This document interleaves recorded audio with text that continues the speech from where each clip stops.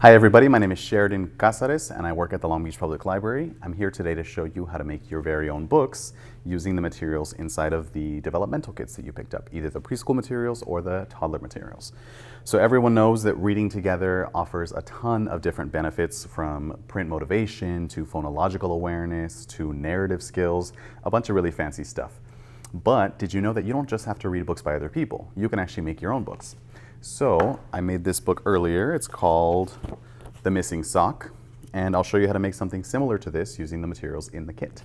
So for this, you'll need the paper, construction paper, some of the tape, glue stick, and markers or crayons, something to illustrate the book with, along with maybe even the scissors that are inside your kit. So get a little closer and I'll show you how to make it. Okay, so here I've got all the materials that you're going to need for making the book.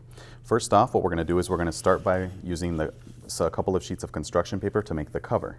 So to actually get the book to be bound together, you're going to need the cover, the back cover, and what is going to be the glue stick. And you're going to go just laying down a little bit of glue stick here, and then putting one of the pieces of paper on top of that, trying to line it up there so it's nice and flush.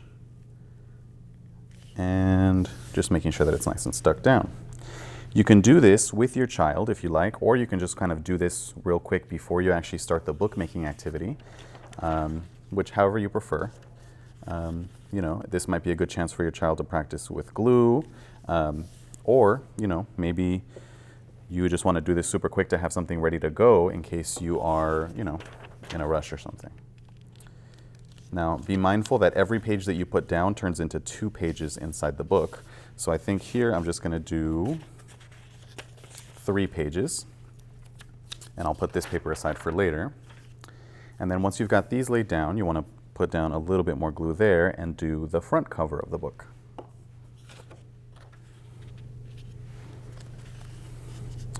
And so as you can see, I've now got the book nice and bound together. And what I'm going to do now is take some of the masking tape and lay down a strip that's going to encompass the entire book. So what I'm going to do is I'm going to lay this down and try to aim it so that it actually is about halfway. So as you can see, I've still got some overhang here. Then I'm going to fold that over to get a nice spine for the book. Tape it to itself, and then I'll use the scissors to cut off the excess.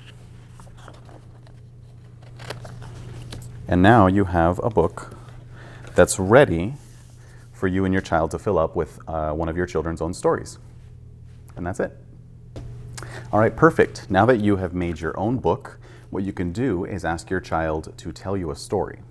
And as your child tells you the story, he or she can dictate, and then you can actually just use one of the markers or one of the crayons to write down the story as they dictate it. Later on, once you're all done with that part, what you can do is have your child use either the markers or the crayons to illustrate their very own story. And what this does is that it really exercises imaginative skills, your child's narrative skills, it pushes their vocabulary, and then it actually sort of tells them that their stories matter and that somebody's listening, and it shows them the components of storytelling, a beginning, a middle, an end.